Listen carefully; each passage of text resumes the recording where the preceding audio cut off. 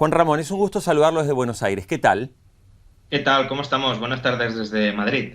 Bueno, Juan Ramón, a ver, este libro sé que ha generado polémica, he visto ya varias entrevistas publicadas en medios españoles, porque bueno, usted prácticamente propone un cambio total de paradigma para que España, un país hoy sumido en una crisis, con un alto desempleo, con déficit fiscal, con un nivel de endeudamiento creciente, pueda salir de todo ese proceso. Pero aparentemente las ideas no son fáciles de implementar, sobre todo en un modelo donde está tan marcado y tan marcada, mejor dicho, la presencia del Estado.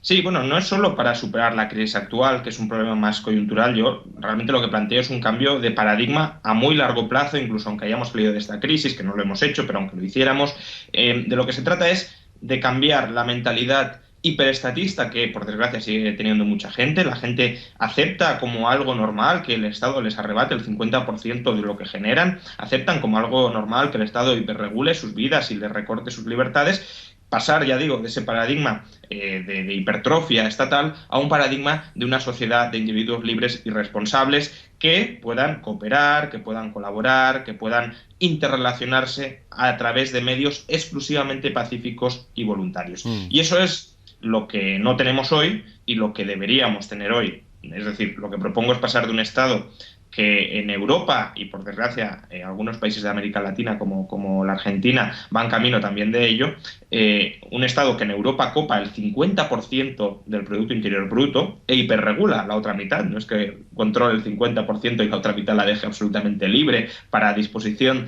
de las personas y de las asociaciones voluntarias, sino que nos roba la mitad y la otra mitad nos coloca una camisa de fuerza. Pasar de ese modelo del 50% del PIB estatal que copa el Estado a uno donde solo cope como mucho el 5% del PIB y donde además no hiperregule el otro 95% del Mm. Producto Interior. Ahora, Juan Ramón, lo que pasa es que uno de los problemas que hay, y creo que lo vive la sociedad española y en América Latina también lo vivimos, es que todas estas ideas de un Estado que no intervenga tanto, parece que no tienen hoy cabida en la sociedad. O sea, parece que a los ciudadanos les encanta que el Estado les esté regulando todo lo que hacen en su vida. Sí, totalmente. Hoy la sociedad en su mayoría, en su inmensa mayoría diría, no es liberal, ni mucho menos.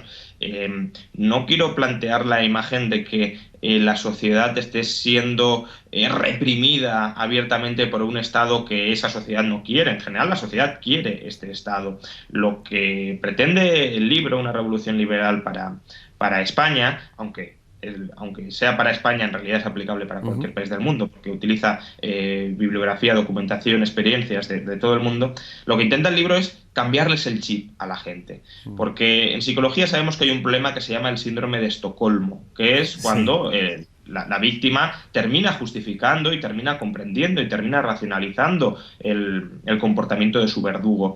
En las sociedades actuales, hiperestatalizadas, hay un síndrome de Estocolmo generalizado. A la gente la mueven dos pulsiones básicas para defender el modelo actual. Uno es el miedo a qué pasaría si no tenemos Estado, el sesgo psicológico del statu quo, de defender lo que conocemos porque no conocemos nada más y experimentos con gaseosa es muy fuerte y por tanto la gente, aunque esté descontenta con el sistema actual, no quiere moverse del sistema actual. Y luego la otra emoción básica es la esperanza de que otro Estado es posible, de que este no es bueno, este no nos gusta, este no lo hace bien, este nos lleva a crisis periódicas, nos saquea, nos proporciona servicios públicos muy mejorables en muchas instancias, pero otro sería posible. Y es en esa esperanza a la que nos tenemos que agarrar para que el Estado, mientras tanto, nos siga confiscando, ya digo, la mitad de la renta, de la riqueza que generamos e hiperregulando la otra mitad. Y Claro. el libro, pues básicamente lo que dice es, hay experiencias más que suficientes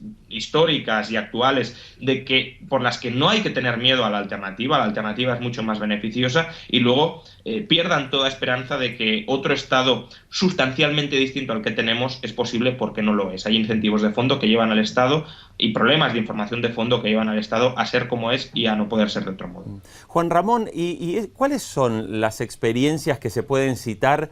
Porque claro, lo que suele ocurrir cuando se debaten estos temas, y pasa mucho en América Latina, en foros con la presencia de académicos, todo el mundo saca los modelos del Estado eficiente, ¿no? Intentan mostrar modelos de Estado eficiente, pero muchas veces incluso a los liberales les cuesta mostrar ejemplos concretos de sociedades liberales que funcionen, que funcionen, digamos, como perfectamente en un círculo virtuoso. ¿Hay ejemplos para citar? No tenemos ejemplos actuales de sociedades que sean íntegramente liberales, es decir, donde haya libertad de mercado en todos los sectores que nos podamos imaginar. Pero tampoco hace falta encontrar ejemplos de este cariz. Lo que necesitamos es encontrar ejemplos de que la educación privada puede funcionar bien, de que la sanidad privada puede funcionar bien, de que las pensiones privadas pueden funcionar bien, de que la propiedad privada comunal sobre las tierras puede funcionar bien, de que el sistema eléctrico libre y desregulado puede funcionar bien. Entonces, en este sentido, hay que ir a la historia, porque todos los sectores que hoy están copados por el Estado en algún momento fueron libres, y la cuestión es, cuando eran libres, cuando estaban desregulados, cuando la bota estatal no los pisoteaba, ¿cómo se comportaron estos sectores? ¿Lo hicieron bien o lo hicieron mal, dadas las circunstancias de hace siglo y medio en el que la sociedad era mucho más pobre que la actual? Obviamente no le vamos a pedir al sector educativo hace siglo y medio que tenga los medios materiales que tienen hoy, porque es que aunque hubiese sido un sistema estatal no los habría tenido. Claro. Y hace siglo y medio, por ejemplo, los sistemas privados de educación de Reino Unido o de Francia consiguieron alfabetizar al 90% de la población sin educación pública obligatoria, sin financiación pública de la educación. Y en cambio, el sistema educativo, por ejemplo, del Reino de España, que estableció la educación pública desde mediados del siglo XIX, no consiguió alfabetizar al 90% de la población hasta la década de 1970, más de un siglo después que los sistemas privados de Reino Unido o Francia. Pero bueno, estos son ejemplos, es decir, podemos recurrir a la historia, donde hay nutridas experiencias de sectores que han funcionado bien hasta que el Estado entró a manosearlos por motivos que no tenían nada que ver con su mal funcionamiento, sino con la necesidad que tenían los políticos, los lobbies y los burócratas de conseguir poder a expensas de la sociedad. Y la otra posibilidad es acudir, ya digo, a experiencias actuales.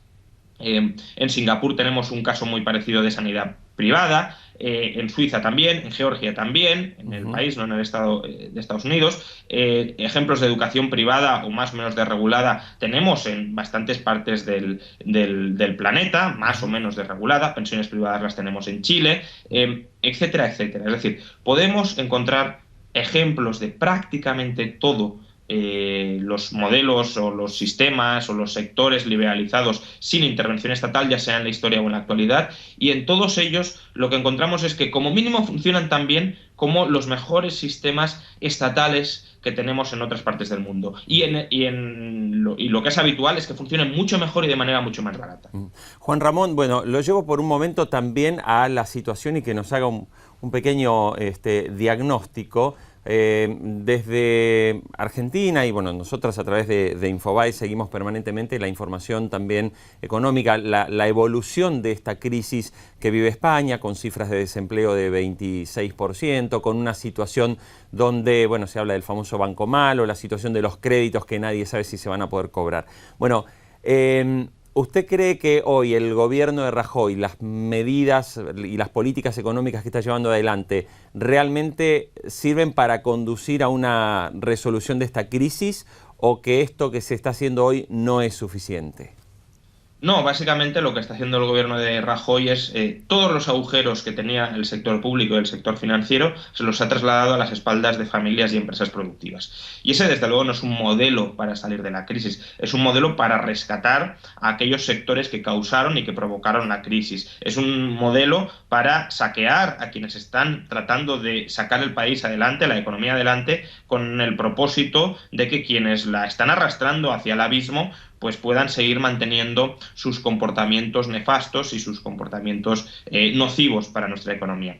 La situación de España, es verdad, en el último año y medio ha mejorado, pero ha mejorado fundamentalmente por dos motivos. Uno, que es positivo, y es que el sector privado, familias y empresas, llevan desde el año 2008, no es algo de Rajoy, viene desde 2008 también con Zapatero, haciendo los deberes.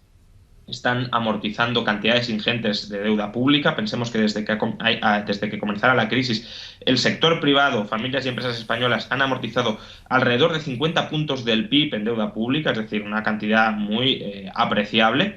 Y además están tratando de reinventarse, de ahorrar para crear nuevas empresas, nuevos modelos de negocio, conteniendo salarios, conteniendo rentas para ser competitivos y exportar. Las exportaciones españolas se están comportando de manera, bueno, podrían comportarse mejor, pero de manera satisfactoria al menos.